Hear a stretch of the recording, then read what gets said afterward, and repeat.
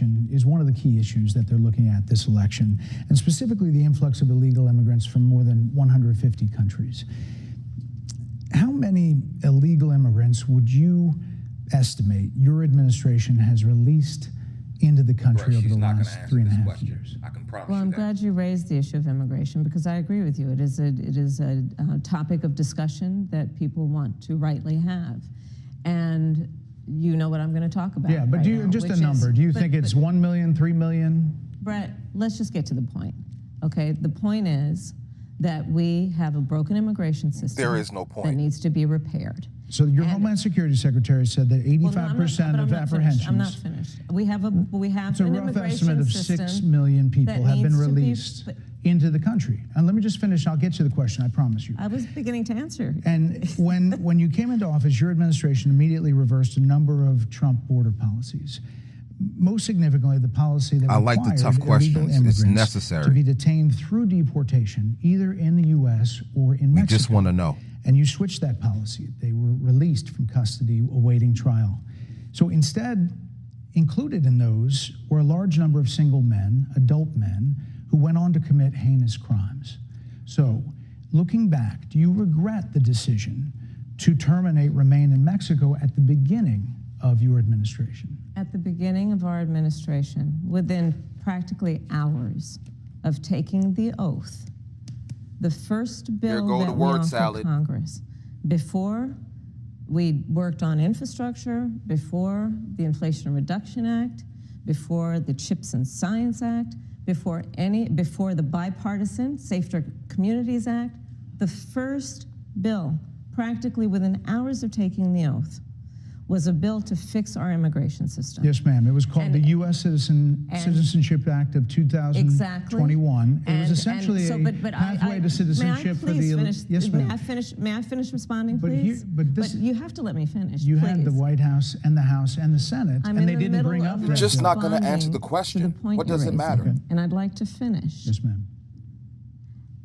We recognized from day one that, to the point of this being your first question, it is a priority for us as a nation and for the American people.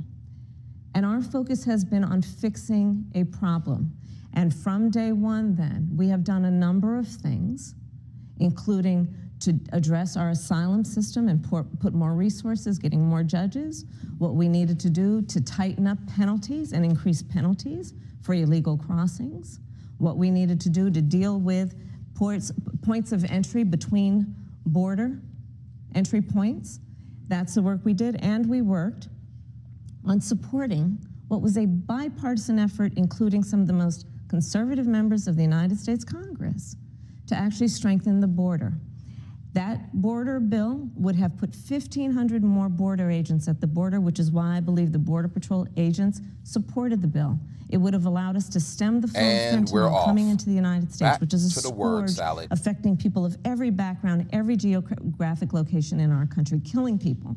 It would have allowed us to put more resources into prosecuting transnational criminal organizations, which I have done as the Attorney General, former Attorney General of a border state. Madam Vice President, a couple of things. Prosecuted trafficking of drugs, guns, and human beings. And Donald Trump, but let me just finish. 6 Democrats voted against that bill. Learned about that bill and told them to kill it because he preferred to run on a problem instead of fixing a problem. And in this election, this is rightly a discussion that the American people want to have. And what they want are solutions, and they want a president of the United States who's not playing political games with the issue, I hear you. but actually is focused on fixing 6 it. Democrats voted against that bill. It would have allowed 1.8 million illegal immigrants into the country a year. A lot of conservatives had a problem with it. Which is about working with the private sector to bring more capital and access to capital to our small business leaders, including my plan for a $25,000 down payment assistance for first-time home buyers and for small businesses, extending the tax deduction from $5,000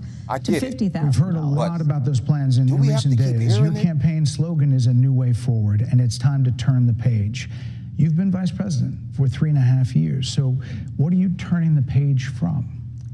Well, first of all, turning the page from the last decade from herself, in which we've been burdened with the kind of rhetoric coming from Donald Trump that has been designed and implemented to divide our country and have Americans literally point fingers at each other.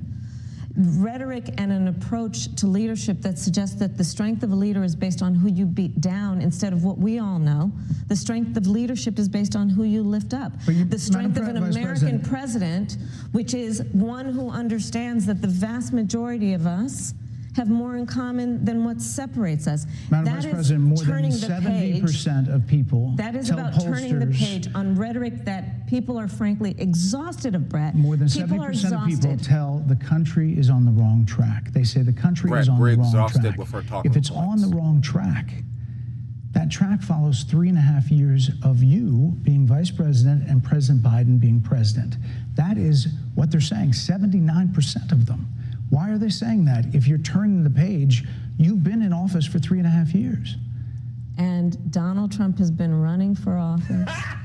But you've been the person holding the office. Come on. Madam You Vice and I President. both know what I'm talking about. Can't wiggle your way out of that, both can know you? what I'm I talking actually don't. about. What are you talking about? What I'm talking about is that over the last decade, It's not Donald Trump people It's have you become. and Joe Biden. Listen, over the last decade, it is clear to me, and certainly the Republicans who are on stage with me, the former chief of staff to the president, Donald Trump, former defense secretaries, national security advisor, and his vice president. One, that he is unfit to serve, that he is unstable, that he is dangerous, and that people are exhausted with someone who professes to be a leader who spends full time demeaning and engaging in personal grievances and it being about him instead of the American people. People are tired of that. If that's the case, why is half the country supporting him? Why is he beating you in a lot of swing states? Exactly. Why, if he's as bad as you say, that half of this country is now supporting this person who could be the 47th president of the United States? Why is that happening? This is an election for president of the United States. It's not supposed to be easy. I know, but It's not supposed to be. It is not supposed to be a cakewalk. So are they misguided? You were asked on 2 different shows last week what, if anything, you would do differently than President Biden. Here's what you said. Would you have done something differently than President Biden during the past 4 years? There is not a thing that comes to mind. You haven't already in subscribed to the channel? I've been Hit the like button below. Of most of the decisions that have had impact. Under a Harris administration, what would the major changes be and what would stay the same? Sure. Well, I mean, I'm obviously not Joe Biden. I noticed. And so that would be one change in terms of. Duh. But also, I think it's important to say with, 28 days to go, I'm not Donald Trump. So you're not Joe Biden, you're not Donald Trump. Really? But nothing comes to mind that you would do differently? Let me be very clear. My presidency will not be a continuation of Joe Biden's presidency. And like every new president that comes into office, I will bring my life experiences, my professional experiences, and fresh and new ideas. I represent a new generation of leadership. Seem to break through. This particular one from the Trump campaign has gotten a lot of attention. Kamala supports taxpayer-funded sex changes for prisoners. Surgery. For prisoners. For prisoners. Every transgender inmate in the prison system would have access.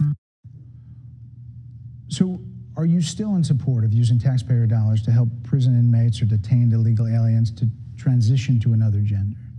I will follow the law, and it's a law that Donald Trump actually followed. You're probably familiar with, now it's a public report, that under Donald Trump's administration, these surgeries were available on a medical necessity basis to people in the federal prison system. And I think, frankly, that ad from the Trump campaign is a little bit of like throwing stones when you're living in a glass house. The Trump aides say that he never advocated for that prison policy and no gender transition surgeries you know what, you got to take responsible for what happened in your administration. Yeah, no surgeries happened in his presidency. It's in black and white. Would you still advocate for using taxpayer dollars for gender reassignment surgeries? I will follow the law, just as I think Donald Trump would say he did. You would have a say as president. Like I said, I think it's real. He spent $20 million on those ads, trying to create a sense of fear in the voters because he actually has no plan in this election that is about focusing on the needs of the American people. Whereas, at $20 million on that ad, on an issue that, as it relates to the biggest issues that affect the American people, it's really quite remote. And again, his policy was no different. Look at where we are, though.